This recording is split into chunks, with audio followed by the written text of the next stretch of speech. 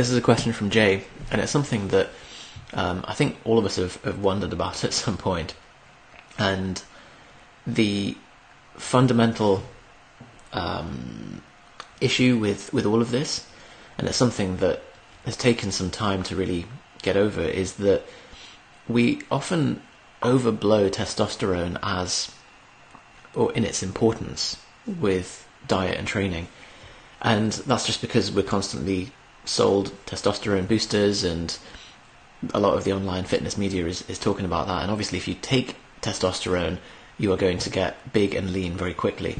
So how does that translate into whether it's worthwhile chasing testosterone in the short term, whether it's worth adapting your training and your diet to try and increase your testosterone and doing those little things that will bring it up by a few percent, and will that give you a competitive edge or not?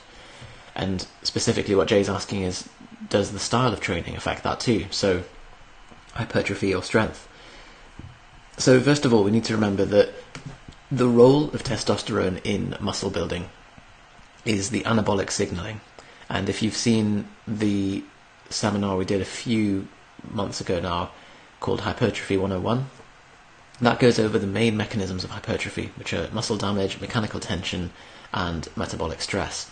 So anabolic signaling comes under metabolic stress, and that is when you cause, obviously, metabolic stress to the muscle, and then a series or a cascade of things start happening hormonally that will signal muscle growth in the future.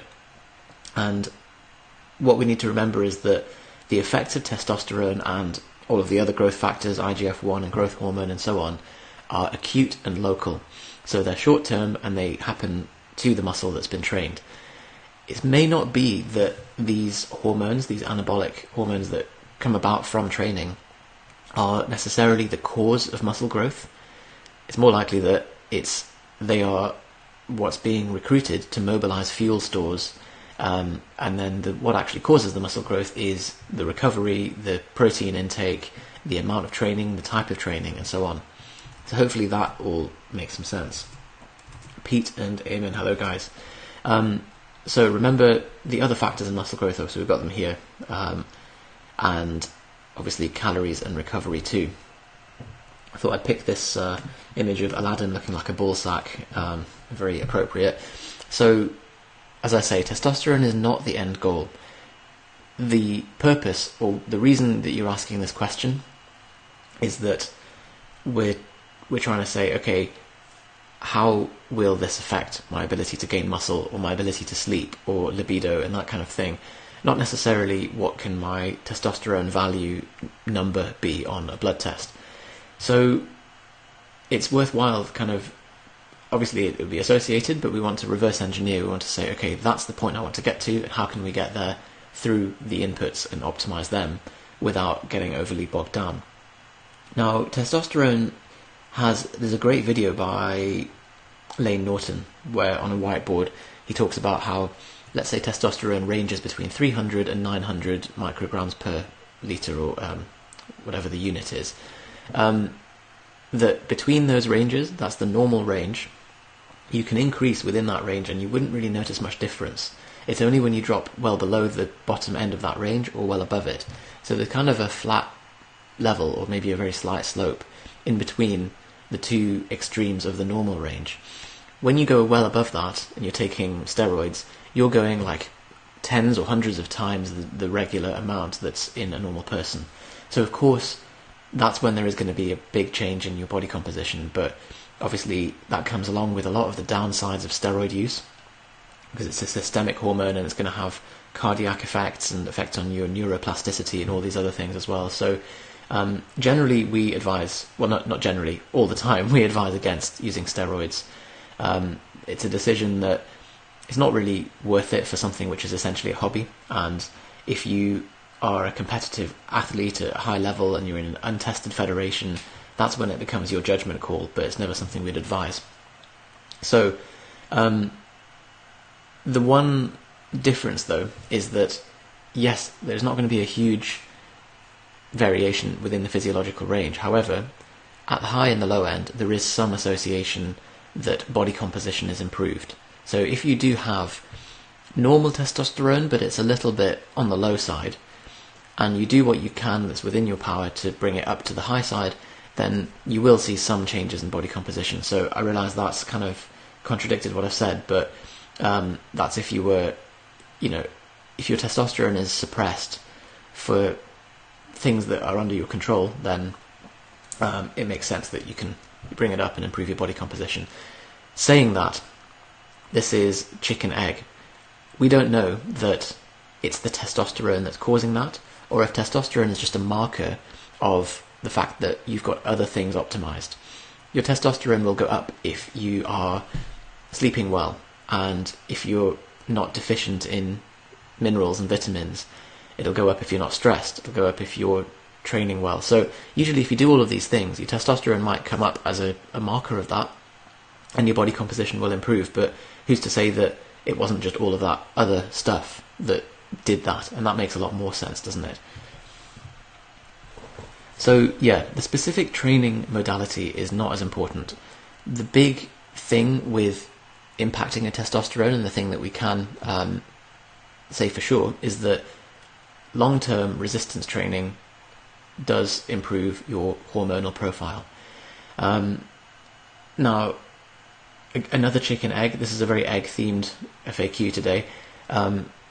Low body fat and high muscle mass means that you'll also have more testosterone, and one could cause the other as well. The only thing that you need to avoid, training-wise, is prolonged endurance training. So if you're acting like Paula Radcliffe and nailing the running, the long distance stuff, then it's maybe not ideal. Although I've seen doping allegations for her, so maybe she's replacing testosterone. Maybe not.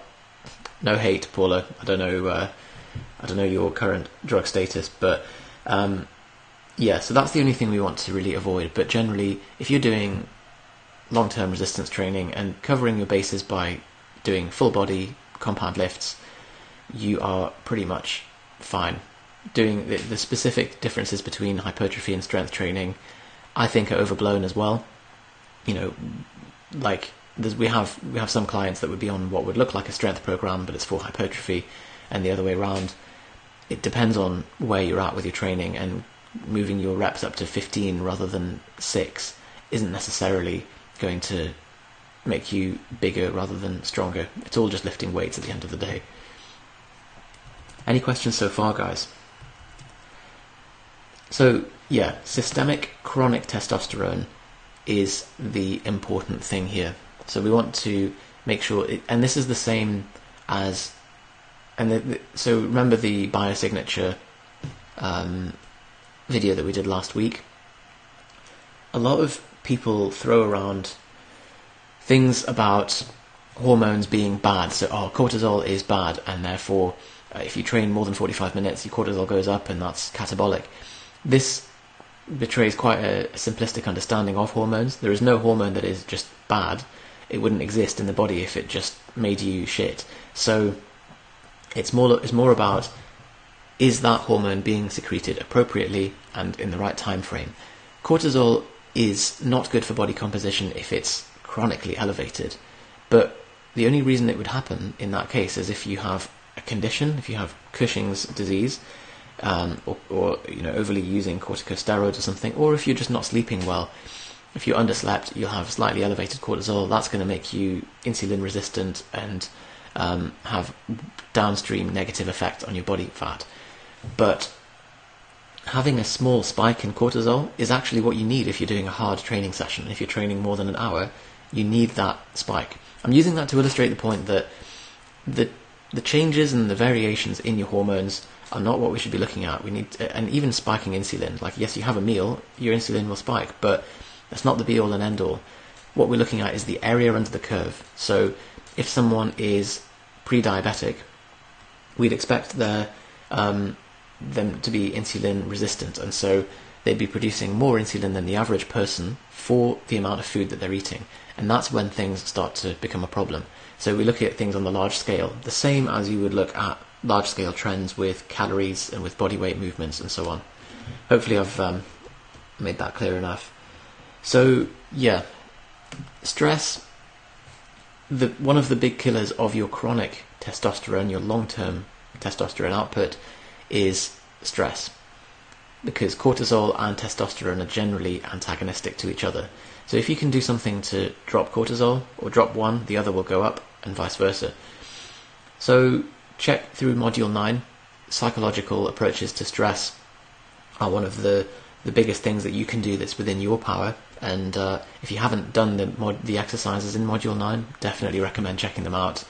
Really helpful, and it will only take you a week. There's 3 stages there, going from external down to internal clear-outs, and you will certainly free up some mental space. And I guarantee a 500% increase in your testosterone as well.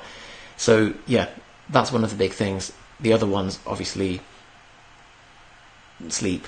And with stress, a lot of the time stress is a normal response to things that are going on in our life. And so rather than putting our heads in the sand, we need to actually go and address those things that are wrong. If there is something that's gaping that needs your attention, family issues, work issues, whatever, rather than we can do all the meditating and the stress management that we want, but sometimes we've just got to go out there and actually do something definitive for that problem out in the world. And it's not rocket science, but that's it. So next we have cholesterol. If you've seen the Menno Henselmans article a few weeks ago about cholesterol and testosterone, definitely you'll be on board with this. If you haven't, check it out. But it basically puts to bed a lot of the myths around cholesterol being associated with coronary heart disease, and saying how it's one of the most important building blocks for testosterone, and that we should really be looking at within micronutrients and within optimizing the quality of the food in our diet, we should be looking at cholesterol as one of those inputs. And eggs, out of all the foods, have the highest per unit. So 200 milligrams roughly of cholesterol in eggs. Next highest thing is butter. So check out that article if you're not convinced, because it's pretty rigorous. I think, have we got it here? No, we haven't. I will dig that up and send it to you. Menno Henselmans cholesterol. I'll stick the cheat sheet in the downloads as well. The article is called "Is Cholesterol the Forgotten Anabolic?" Let's put it there. Hooray. Okay, so yeah, as I mentioned before, sleep. Again, a bit of a chicken egg. This graph looks at the association between total amount of time that you've slept and your total testosterone. Yes, this is an acute effect, but if you're sleeping 8 hours every night, then your testosterone is going to be higher every day. So certainly worth doing that. And again, maybe it's just that you're putting yourself in a better health state, and so testosterone as a marker of that is going up. But yeah, chicken egg. Maybe we don't know if sleeping more, so how do we know testosterone isn't the thing that's helping us sleep better? I'm just doing this for devil's advocate, but again, we can see quite a clear relationship here. Age as well. Testosterone does decline with age, but it's not massive, and it's really only super significant when you go above kind of 60s and 70s. Luckily, something you can do to mitigate this is resistance training, and if you're watching this, then you already will be doing that. So it's quite encouraging to see that graph and to know that it doesn't decline as sharply as people often say. Although I'm sure the guys here will probably agree that you feel quite different to how you did when you were like 15 in terms of training quality and libido, but I don't know whether that's entirely testosterone related or not. I mean, obviously those age brackets aren't shown in the graph, so they are perhaps a little bit higher when you're going through the kind of puberty surge. And finally, learning to lower your social fearfulness. I know that sounds like a real curveball of a suggestion, but really interesting study here, I'll link it again in the PDF, is that following socially judgmental situations, people had elevated testosterone. So there was some kind of response to that, and it kind of makes sense that if you're in a socially judgmental situation, that your body would need to kick in with some way to compensate for that. Especially in those who had lower baseline cortisol, they had the higher testosterone response. Remember, as I said, cortisol and testosterone are like a seesaw. So the argument there, the shaky conclusion, is that if we learn by exposing ourselves continually to socially judgmental situations where there's 5 people with a microphone sat on a table and they're all holding up a stick with number 5 on it, then that's going to slowly entrain us to deal with it better hormonally and psychologically. So again, following the kind of stress management approaches and incrementally exposing yourself to fearful situations is always going to be helpful. So that is pretty much it for testosterone. Finally just got morning wood. This is always a good signal of things, and if you are waking up with an erection every day, then that's probably a good sign. If you're not consistently, say more than 3 days out of every week, you wake up soft and flaccid and sad, then that's something where we maybe need to look at what we can do within our immediate circle to increase testosterone. So make sure you're covering all of those bases, and also look at any kind of nutritional deficiencies as well. The big ones are zinc and magnesium. You can see here, this is one I've prepared earlier. Zinc and magnesium are 2 minerals that if you are deficient in, you will see a drop in your testosterone as well. So that's it for testosterone. I've kind of given an argument that it's not that important, or it's not something that we should be chasing, but equally it's a good marker for getting a lot of the other things right, and some application there as well.